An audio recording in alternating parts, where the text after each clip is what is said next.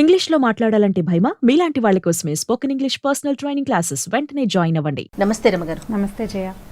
రమగారు, పిల్లలకి మనం రకరకాల స్టోరీలు చెప్తున్నాం ఒక్కొక్క వీడియోలో. అందులో భాగంగా ఈరోజు ఒక మంచి స్టోరీ చెప్పండి. అంటే మామూలుగా పిల్లల కథలు చెప్తున్నాం కదా, ఇది ఒక పెద్దవాళ్ళ కథ అనుకోండి. ఓకే. అయితే ఈ పిల్లలకి చెప్పచ్చు, మనం కూడా తెలుసుకోవచ్చు. ఓకే. ఇదేంటంటే శ్రీపాద సుబ్రహ్మణ్య శాస్త్రి గారిని మనకు ఒక పాత కథకులు ఉన్నారు తెలుగులో. నాకు తెలిసి ఆయన 1961-62లోనే మరణించారు. చాలా పాత కథల రచయిత. అయితే నావెల్స్ కూడా కొన్ని రాశారు. మరి కథలు చాలా అద్భుతంగా ఉంటాయి. అసలు కథ ఎంత పట్టుగా నడుస్తుందో. వారిదే చాలా ఫేమస్ కథ ఇది, వడ్లగింజలు.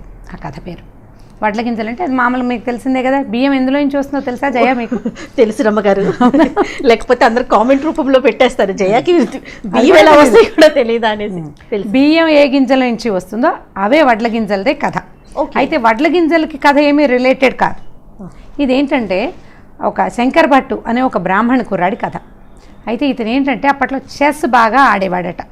చదరంగా ఉంటారు కథలో. ఎక్కడ చెస్ అని పేరు, తెలుగు కథ, పైగా 60s కంటే ముందు కథ కదా. అప్పుడు అసలు ఇంగ్లీష్ పదాలు ఒకటి కూడా వాడలేని రోజులు అవి. అవునవును. అయితే ఈ చదరంగంలో దిట్ట ఈ అబ్బాయి చాలా బాగా ఆడగలిగేవాడు. అయితే అతను ఏంటంటే అప్పట్లో మనకి ఇంకా జమీందారీలు రాజులు వాళ్ళు ఉన్నారు. ఇది 50s 40sలో కథ అనుకుందాం. పూర్తిగా ఇవి తీసేసేయడం, జమీందారీ వ్యవస్థను తీసేయటము అవన్నీ అవ్వలేదు. అయితే ఈ ఒక వత్సవాయి వంశానికి చెందిన ఒక గజపతిలో ఆయన రాజుగారి దగ్గరికి ఒక కుర్రాడు వచ్చి, ఆయన చాలా బాగా చదరంగం ఆడేవారు రాజావారు. ఆయనతో పాటు ఆడడం కోసం ఈ కుర్రాడు ఆ ఊరు వచ్చాడు. వస్తే ఏమైందంటే అతనికి రాజాస్థానానికి వెళ్ళడానికి ఎటువంటి అవకాశము దొరకలేదు. ఎందుకంటే అతను 2 బట్టలతో వచ్చాడట. ఓ గావంసా కట్టుకున్నాడు, ఓ గావంసా పైన కప్పుకున్నాడు. అప్పట్లో చొక్కాలు వేసుకునే వాళ్ళు కాదు జయ, అంత పాత కథ అనమాట. షర్ట్ లేదు, ఒక నడుముకు ఒక టవల్ లాంటిది, అంటే మన చిన్న సైజు లుంగీ లాంటిది కట్టుకుని పైన కప్పుకునేందుకు ఒక ఉత్తరీయం లాంటిది మాత్రమే ఉంది. అయితే బ్రాహ్మడు కాబట్టి ఇప్పుడు చేయట్లేదు, కానీ పాత రోజుల్లో ప్రతి బ్రాహ్మణులు ప్రతి వాళ్ళు నిత్యం సంధ్యావందనం, త్రికాల సంధ్యావందనం చేసుకునేవాళ్ళు. పొద్దున, మధ్యాహ్నం, సాయంత్రం 3 సంధ్యల్లోనూ సంధ్యావందనం చేసేవాళ్ళు. చక్కగా విభూతి బొట్టు అది పెట్టుకుని కళగా బాగుంటాడు. కానీ ఇతని వేషధారణ చూస్తే రాజుగారి దగ్గరికి వచ్చేటప్పుడు కొంచెం మంచి బట్టల్లో రావాలి కదా, మనం అదే ప్రజెంటబిలిటీ ఉండాలి.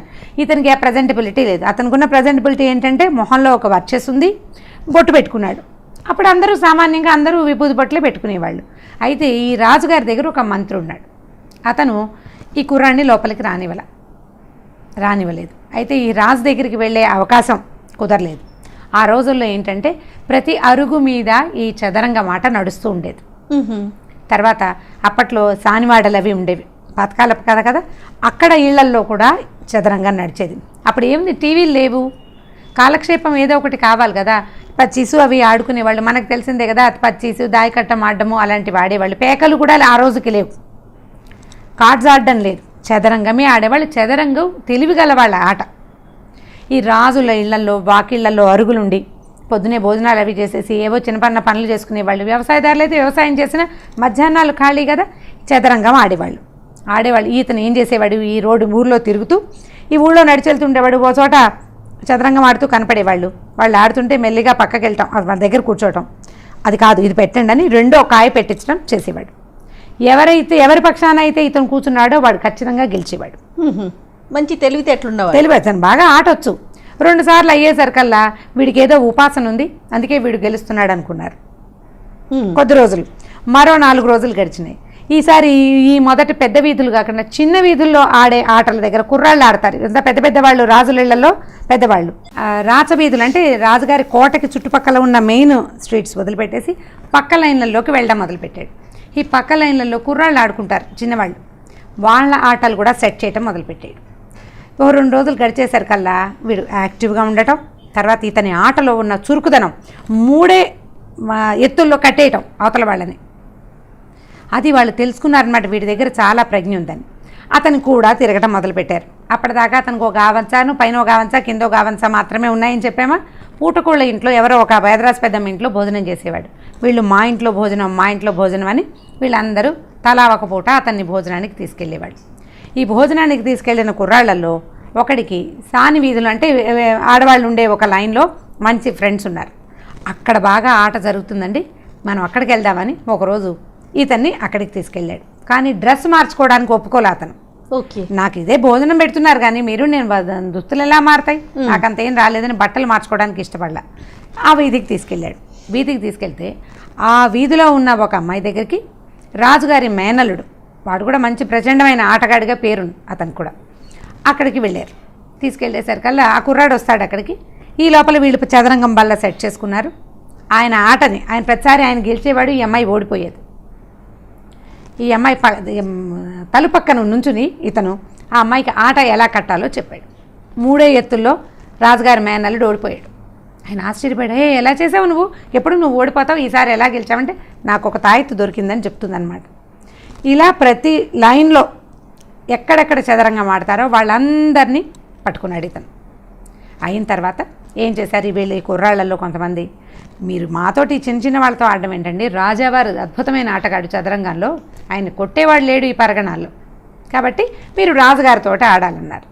అప్పుడు ఇతను ఏం చెప్పాడంటే, నేను వెళ్ళాను, మంత్రి నాకు ప్రవేశం ఇవ్వలేదు, రాజు దగ్గరికి వచ్చేటప్పుడు మంచి బట్టల్లో రావాలి, ఏదైనా పట్టుకురావాలి రాజుగారికి బహుమతిగా ఇవ్వడానికి, ఓ పండో ఫలమో తేవాలి, ఇతని దగ్గర ఏమీ లేవు.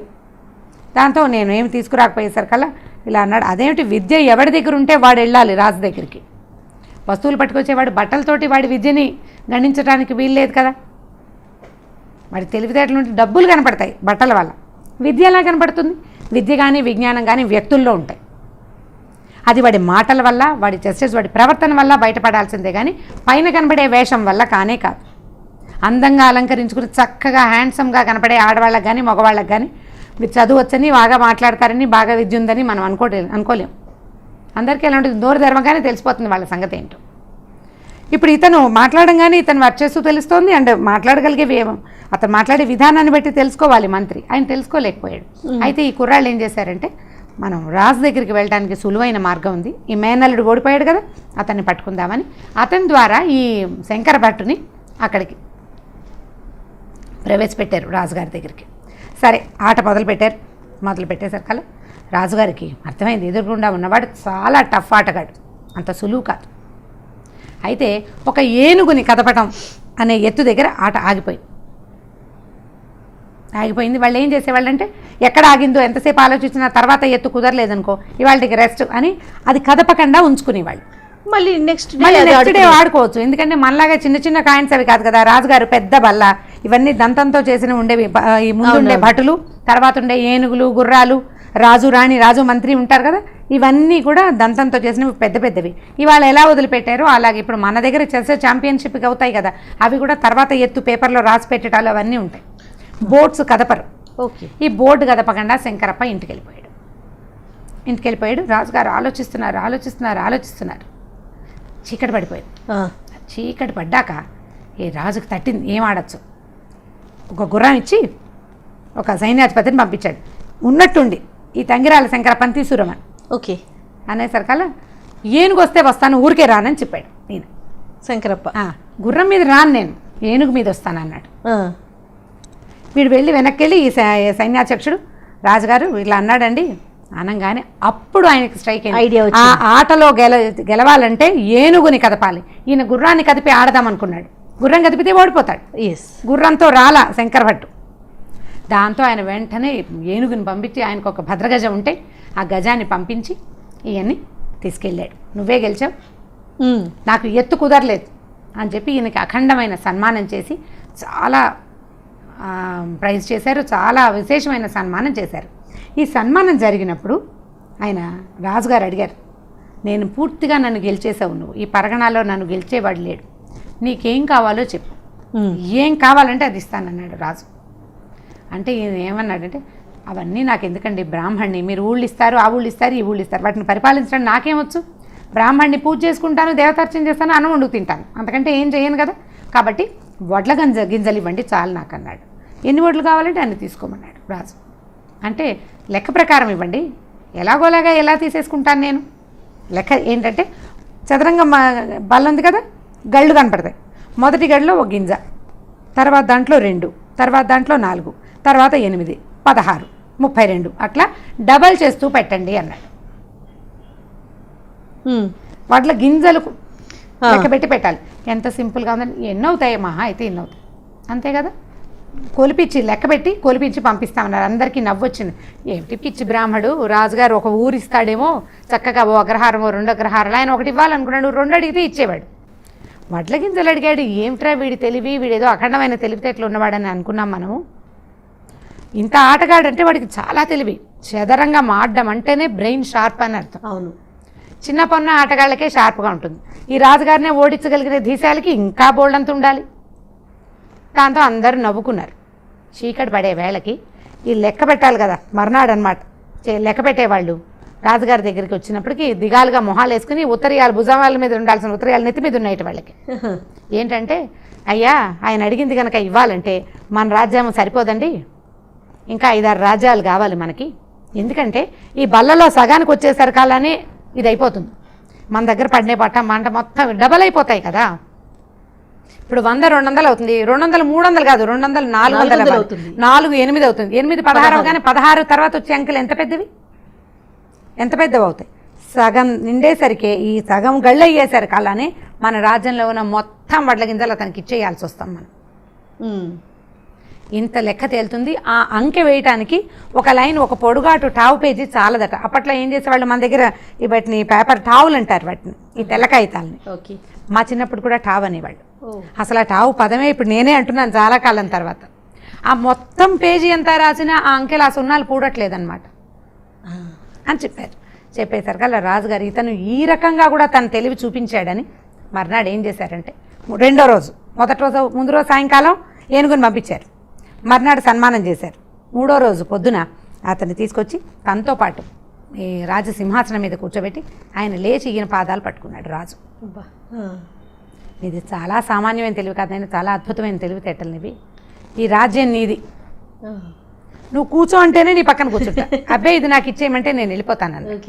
అప్పుడు ఈయన ఏమన్నాడంటే, నా సంగతి ఏమిటో మీకు తెలియజేయడం కోసమే, ఈ ఊళ్ళో వాళ్ళకి తెలియజేయడం కోసమే నేను చెప్పాను, కానీ రాజ్యం తీసుకుని నేనేం చేస్తాను ప్రభు, మమ్మల్ని పాలించగలిగిన వాళ్ళు మీరే. ఇతనికి తెలివితో పాటు వినయం కూడా ఉంది. అప్పుడు ఈ రాజుగారిని సింహాసనం మీద కూర్చోబెట్టి, మీతో పాటు ఆడేందుకు, జీవితం అంతా మీ దగ్గర ఆడేందుకు అవకాశం ఇవ్వండి నాకు అని చెప్పి ఒప్పుకున్నాడు అనమాట.